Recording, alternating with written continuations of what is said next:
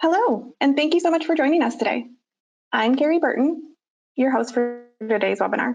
And with me are Chris Dyer and Tim Smith to introduce Renishaw's Confocal Raman microscope, the inVia Inspect. Before we begin, please note that you are on mute and will remain, sorry, the slides keep messing up. There we go. You are on mute and you will remain muted throughout the presentation. However, we do encourage you to submit questions and comments at any time during the session using the control panel on the right side. We will be answering as many questions as we can at the end of the presentation, and you will be receiving a replay of the presentation via email. So to start, I'd like to ask you a question to get to know you. Do you have any experience with Raman? Have you used it before?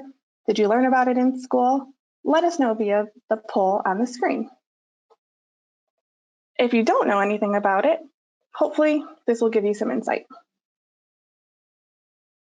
All right, I'll wait a few more seconds, see if we can get some more. I see a lot of people have a microscope, but not quite familiar with Raman yet. Awesome, thank you so much. Great to know you and what you know so we can ask some, answer some questions accordingly. So with that, I'd like to introduce Chris Dyer. Chris is the product manager at Renishaw PLC. Hello, and thanks for joining us. Welcome to our webinar on the inVia Inspect Confocal Raman microscope. Today we're going to be talking about the newest member of the inVia family, the Inspect. This configuration was created especially for laboratory-based trace materials analysis. And we created it to work alongside existing equipment suites, adding the benefits of Raman microscopy that we're going to be talking about in this webinar. So the agenda for today is very straightforward. First, we're going to take a quick look at what we mean by trace material analysis. Then we'll look at why Raman microscopy is a great fit for trace analysis. And finally, we'll focus on Inspect itself and look at how it delivers those benefits. So trace analysis is an incredibly important technique, and it plays a really important part in solving serious and complex crime. When we think about the number of different applications in trace evidence, there's a really broad range of topics that spring to mind. We've listed some of them here, drawing from different disciplines and spanning a wide range of evidence types. So the key take-home really is diversity. Many different classes of material, different structures, different compositions. So there's a clear and obvious need for techniques that are flexible, adaptable, and add value across a broad range of applications. Now we're going to start by taking a look at how Raman microscopy fits that bill. So let's take a minute for a very quick review on Raman microscopy and the basics of the technique. So it's a fusion between Raman spectroscopy and optical microscopy. So we generate an optical analysis technique that's molecularly specific. It can be used to identify materials, and it's most commonly used to record vibrational spectra. And these are related to the infrared spectra that we're familiar with, although as a technique it has certain differences which will become important and we will discuss later on. So how does it actually work? Well, it's very simple in theory. We use a laser to illuminate a sample. Some of the light that interacts with the sample is scattered. The majority of that scattered light is at the same wavelength as the laser we use to illuminate the sample. But some of the scattered light changes frequency. There's a shift, and that's due to an interaction with the material. If we measure the spectrum of that shifted scattered light, we can create a Raman spectrum. Now, to do that, there's a couple of processing steps we need to go through. Possibly the most important one is to use a filter to block out the laser wavelength, which is also the same wavelength as the strong unshifted scattering.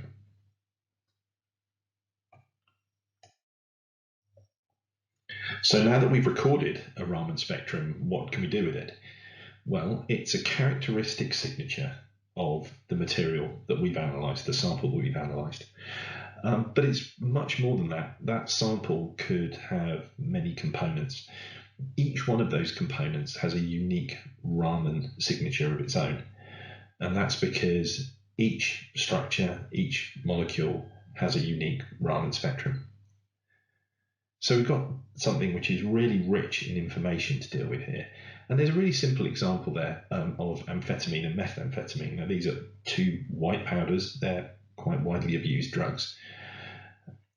Just looking at the spectra, it's very clear that these two materials, which are structurally very similar, can actually, just by eye, be differentiated on the basis of their Raman spectrum. And that's really good news. So that means we have a technique that means we can separate materials that are very closely chemically related. Now that's really useful. We can use that in a number of different ways. If we were presented with an unknown material, we might be able to say one or other of those materials was present in that material or not. Another way is if we were given a mixture, is we might be able to resolve whether one or both of those materials was present in the mixture. Now, most often we use reference materials to help us analyse our Raman data, and that's exactly the same as you'd expect from infrared spectroscopy experience, perhaps.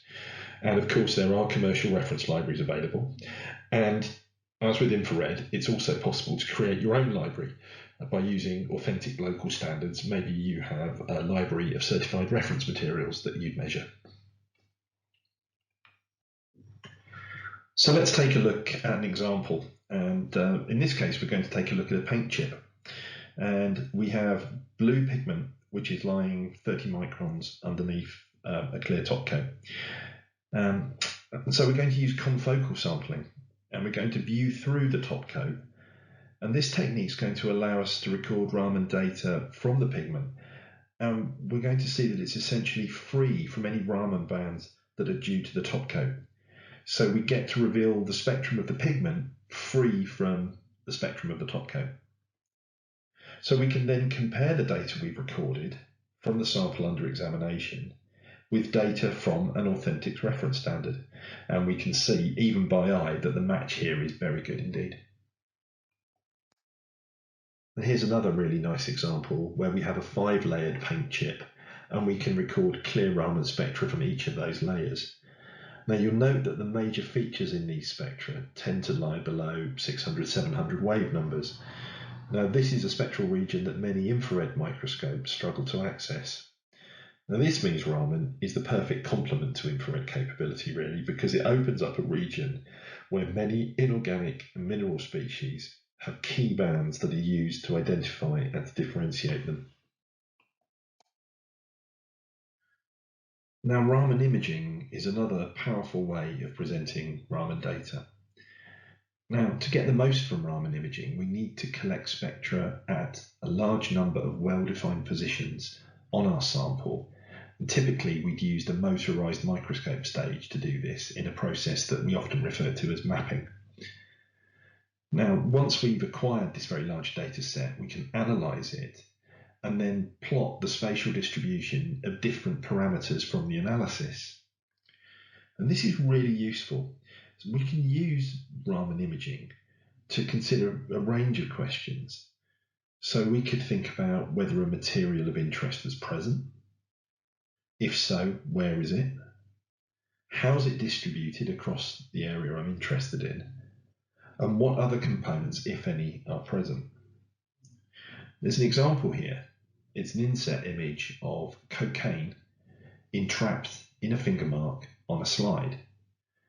So we can think there very clearly about the distribution of components and the homogeneity, not only of the distribution of cocaine, but also the homogeneity of the fingerprint itself.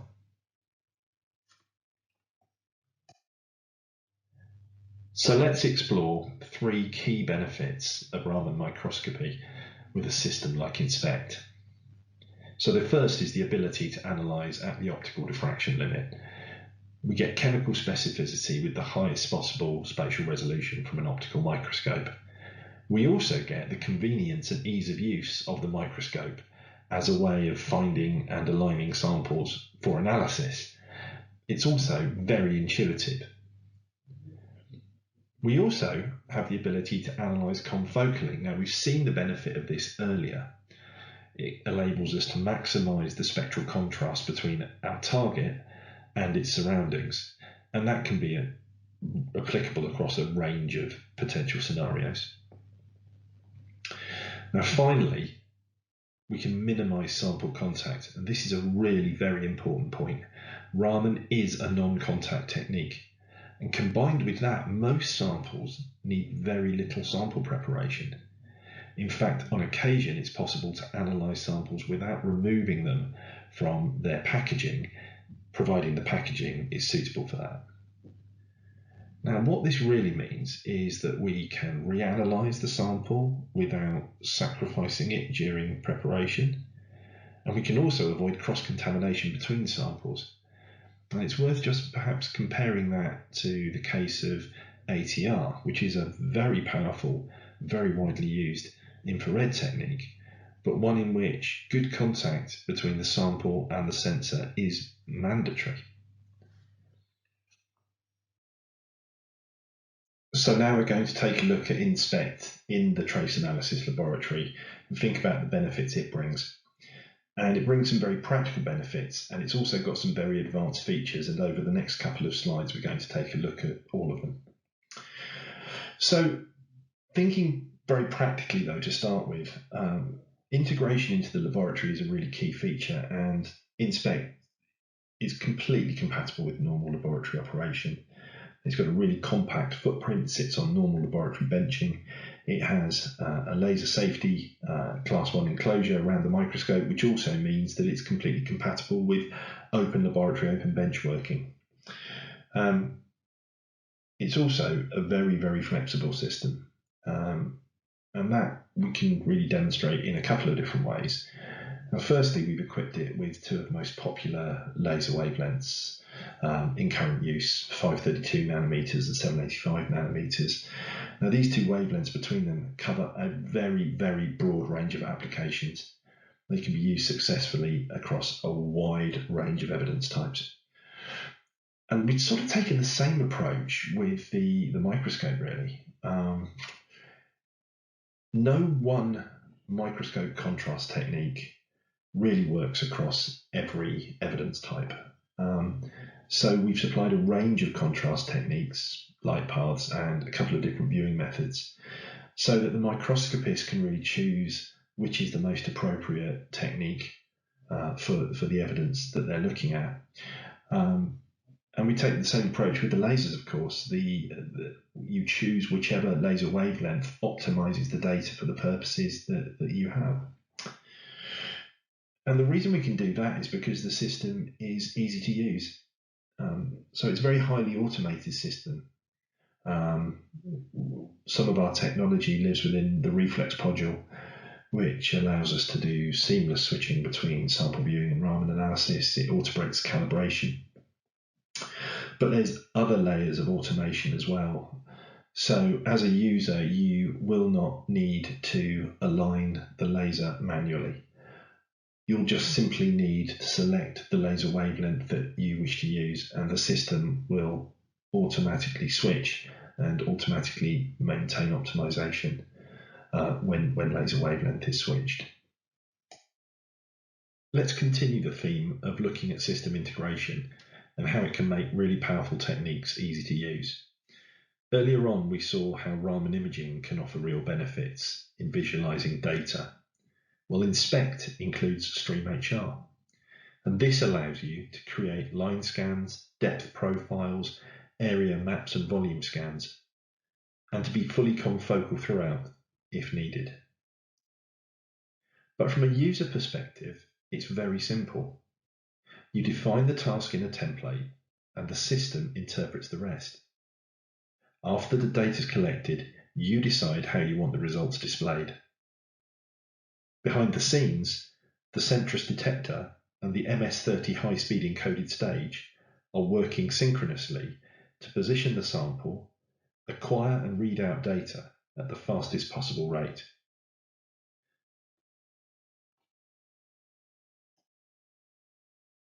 Here's an example of how we can use Raman imaging together with other images to create really compelling outputs. So we can use our Correlate software module to combine Raman data with images created using other microscopy techniques, such as SEM or FTIR. This creates fused images that contain complementary information, helping visualize complex sample behaviors. inSpect is also equipped with our particle analysis suite that adds optical characterization of particle morphology to chemical analysis using Raman. Adding the ability to sort by size and shape can help with targeted analysis. It allows us to focus on particles with characteristics that lie in a range of greatest interest, measuring them in preference to analysing every particle found, thus saving time. So, we've come to the end of our webinar, and it's time to really reflect on why inSpect is such a great choice for trace material analysis. And it boils down to 4 key points. So we've seen it's flexible. It's going to be used routinely, and it's going to be used often. We've also seen it's easy to use. It's going to be used widely with confidence, maximising its utilisation. And we've seen how it supports existing capabilities without disrupting existing workflows. And finally, we've seen how it can integrate with the open laboratory while still delivering flagship performance. So thank you very much for your time. Thank you for listening. Please take a look at our dedicated inSpect webpage where you can find more information. Also, please take a look at our forensics page and join us on social media. Great, thanks so much, Chris. I see some questions came in, so I will hand it over to you and Tim to answer some of those.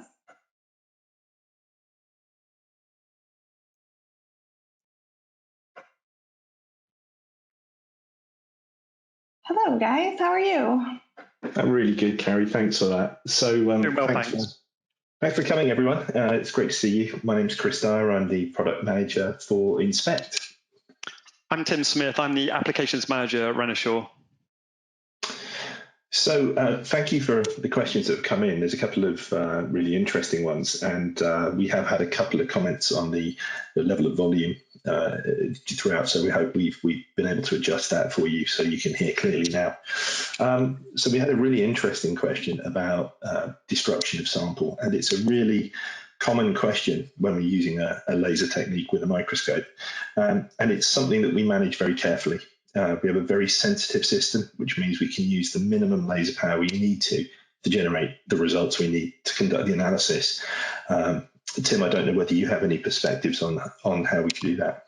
Sure, I think the key thing is looking at the workflow as well, where typically when you've got a very small amount of material, you're going to want to start with quite a low laser power, down at about a 1% laser power within our system. And at that power, we're not going to be damaging any materials. And of course, if you don't know what that material is, then that's the best place to start. Of course, if you've got some suspicion of what might be there already, then of course you can increase that power as well. But I think, as is the case with any small amount of material like that, then starting at low power, where you're going to get, like you say, you've got a high throughput system here, so you're going to get a nice Raman signal from that anyway. But that's the place to start in terms of the best workflow in order to make sure that's where we're going. No, absolutely. Also, another great question, and one that is really important to face head on, which is one of photoluminescence. And you may be familiar with the term fluorescence or photoluminescence. It is something where we recognise that it can compromise some analyses, but that's one of the reasons why we thought very carefully about which lasers to equip the system with. It's certainly the case that with a combination of 532 and 785, most analyses that we see through the laboratory looking for trace materials can be very, very successful indeed. It can arise from a variety of different causes. It can be intrinsic to the material, or it can be as a result of an impurity. And there are various different tricks that you can play to minimize its impact. These include the way you collect the data. We find confocal collection is a really powerful way of minimizing the amount of photoluminescence from around the region you want to analyze that compromises your target data. And we also have some really powerful automated background subtraction routines that help cope with the residual. So we have a really interesting question that's just come in also around quantification, and is it possible to do quantification with Raman spectroscopy, and also maybe to talk a little bit about the typical detection limits we might see on mixtures. Tim, I don't know if you have a perspective you'd like to share on that one. Sure. So I think when it comes to solid materials, certainly quantification is something that we do fairly routinely. And actually, in a couple of weeks, I'm going to be presenting a webinar looking at exactly that, looking at trace materials within solid mixtures. And under those scenarios, typically we will see below 0.001% by volume or by area. So without wishing to give away what's in my webinar, we're certainly able to see very, very small amounts of material within solids. Liquids is a slightly different matter, where you've got dissolved material in a solvent. At that point, typically below 0.1%, things start to get quite tricky depending on what the material is.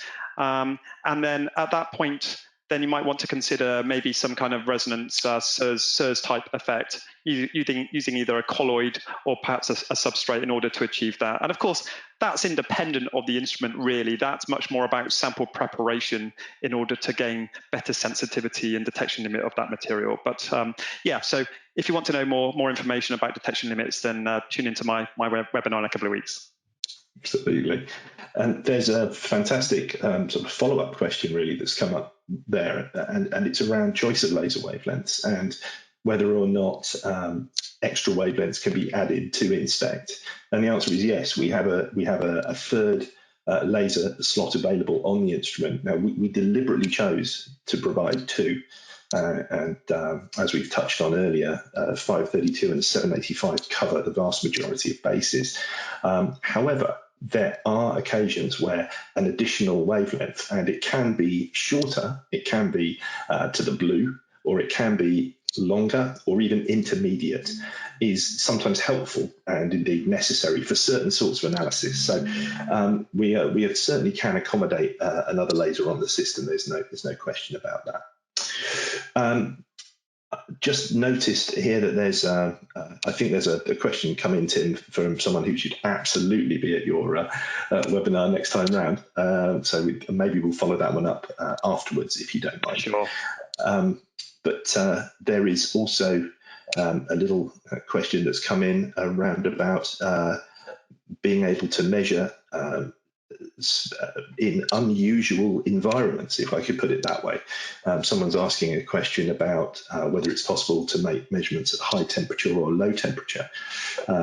Absolutely is the answer to that question. It's very straightforward to use some of the industry standard heating and cooling stages with the system. We generally find that forensic customer base tends not to conduct that type of analysis routinely in trace material analysis, but it's certainly absolutely possible with the Raman system. Yeah, very much the case. Well, I think there's a very interesting question just dropped in here regarding spectrum analysis. Is it possible, Tim, to take the data that we record both spectrally and for imaging purposes, for mapping, to take it outside the software and to analyze it in external packages? Yeah, absolutely. So within our wire software, we've got a lot of different processing and analysis tools. We support particle statistics, so image analysis, looking at shape and distribution of particles. But absolutely, so we support MATLAB. So you can import our data using a special M file into MATLAB. And of course, you can save our file format as different formats, which are supported in third-party packages. So obviously, there are a lot of different packages out there, but I feel like we've covered a lot of the kind of key packages that people might want to use. So a couple of other great questions come in around laser wavelengths. So Lucas is asking, when might he use the green laser, the 532 versus the 785? My experience is certainly that the green laser is exceptionally useful when you're looking at inorganics and minerals. That's a particularly strong area. And of course, that leads us on to things such as ceramics and glasses as well. And I know that Tim's looked at a lot of glass samples in various different ways. And there's also a related question to that relating to 1064 nanometers. 1064 is, of course, a very common wavelength, and certainly the most common in FT Raman techniques, where fluorescence really is the major issue that you're trying to deal with.